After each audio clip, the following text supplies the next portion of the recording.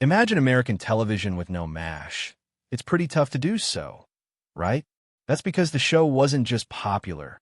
It reshaped what a sitcom could be. Premiering in 1972, during the final years of the Vietnam War, MASH took place during the Korean War and blended humor with heartbreak. Its quirky characters explored the absurdity of war and resilience of the human spirit. It quickly became a fan favorite. But behind the scenes, the show was in constant evolution. As it dove deeper into social commentary and complex character arcs, tensions sometimes rose. Several beloved stars eventually made the difficult choice to leave. Were their exits personal, professional, or due to creative conflicts? The reasons may surprise you. Let's take a closer look at what really happened. A war story told with heart, there's so much to unpack in this. But before we get into it, let's rewind the clock and take a look at how this legendary series came alive. Like many other impeccable series out there, the story of MASH begins not on television, but on a book. Back in 1968, Dr. Richard Hooker, the pen name for Korean War Surgeon H. Richard Hornberger, published MASH, a novel about three Army doctors. The novel was a fictionalized account of his time as a mobile Army surgical hospital doctor during the Korean War. And thanks to its mix of gallows humor with moments of human warmth and bitter reality, the book soon came to be a bestseller, catching Hollywood's attention in the process. 2 years after the book was published, director Robert Altman adapted the novel into the film MASH, a satirical black comedy that was both irreverent and sobering. The film starred Donald Sutherland as Hawkeye Pierce and Elliot Gould as Trapper John, and it struck a nerve with audiences, especially with the looming presence of the Vietnam War in American consciousness. The film soon became a critical and commercial success, winning the Palme d'Or at Cannes and an Academy Award for Best Screenplay. But the real cultural explosion came 2 years later when CBS adapted the concept into a weekly TV show. Developed by Larry Gelbart and Gene Reynolds, the television version of MASH debuted on September 17, 1972. It kept the wartime setting and the offbeat humor, but introduced a more serialized, character-driven style that allowed for deeper emotional storytelling. Alan Alda stepped into the role of Hawkeye Pierce and quickly became the heart of the series. Although the first season struggled with ratings so much so that it was nearly canceled, CBS took a chance and moved it to Saturday nights. With this move, ratings soared, and so did the show's cultural impact. To many, the show also broke rules.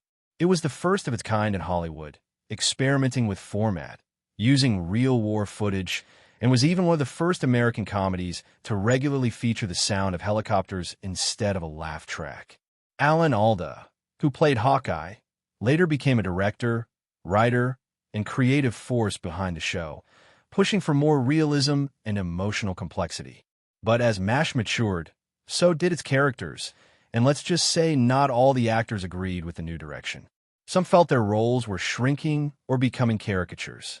Others struggled with personal challenges or felt the urge to explore different creative paths.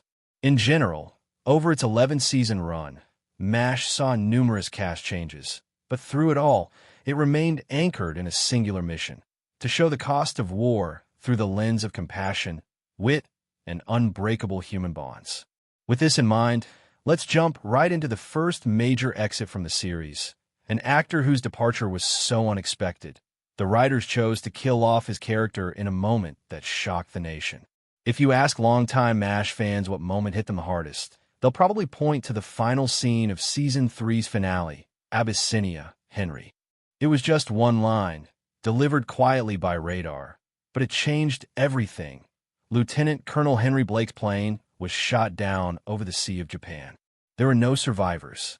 That moment was, at the time, groundbreaking, not just because it shocked audiences, but because it marked the first major departure of a core MASH cast member, McLean Stevenson.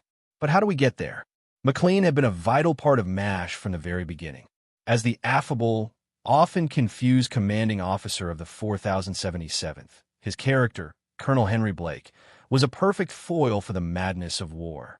Where Hawkeye and Trapper brought rebellion and wit, Henry Blake brought humanity, sometimes frazzled, sometimes clueless, but always well-meaning.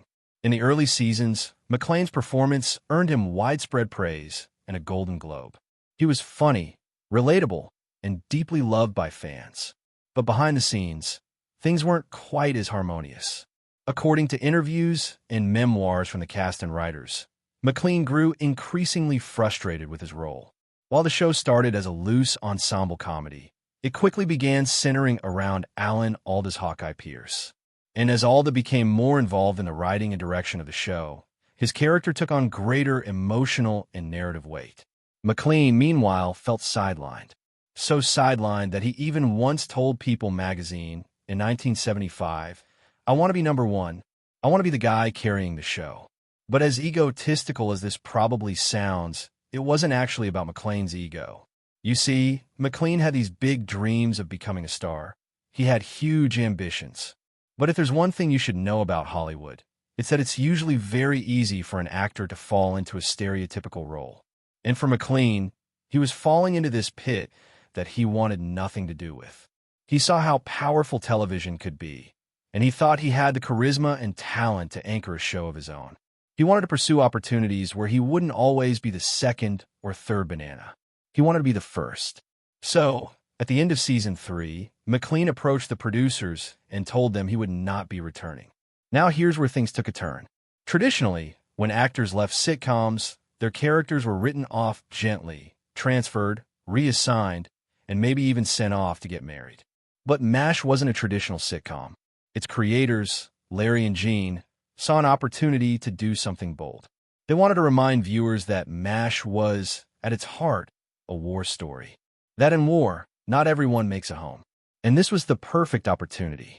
What succeeded this was the legendary Abyssinia Henry episode. In the episode, Henry Blake receives his discharge orders and prepares to head home. There's celebration, tears, hugs, a joyful farewell. For 25 minutes, it feels like a happy ending. But then comes the final scene like a raging storm. Radar walks into the operating room, hat in hand, face grave. The doctors are mid-surgery when he breaks the news that Lieutenant Colonel Henry Blake's plane was shot down over the Sea of Japan. There were no survivors. What followed was an intense silence that could be heard around America. No dramatic music, no laugh track or helicopter noises. Just stunned faces and the beep of surgical equipment. That scene changed TV history. It was one of the first times a beloved sitcom character was killed off permanently and without warning. The raw reactions from the cast were partly real, as only a few knew the ending beforehand. Alda later revealed that Gary Berghoff, who plays Radar, was the only actor told in advance so he could prepare. The rest of the cast was reacting genuinely in that final take. As soon as it aired, the episode generated an immediate and intense response. CBS received thousands of letters, most in praise of the show's honesty, others in anger that such a popular character had been taken away so suddenly. Some even went so far as to accuse the producers of having gone too far. But Larry defended the decision, saying, "We wanted to say that not everybody gets to go home," and that they did. But what happened to McClane after his departure? Well, let's just say things weren't as rosy as he probably envisioned. Admittedly, things were pretty great in the beginning. He signed a lucrative deal with NBC, anxious to strike out on his own.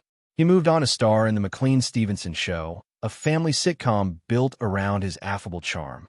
He seemed to be charting out his own terms, as well as making his name known in the industry, but it was short-lived. His show got canceled after just one season and a second attempt.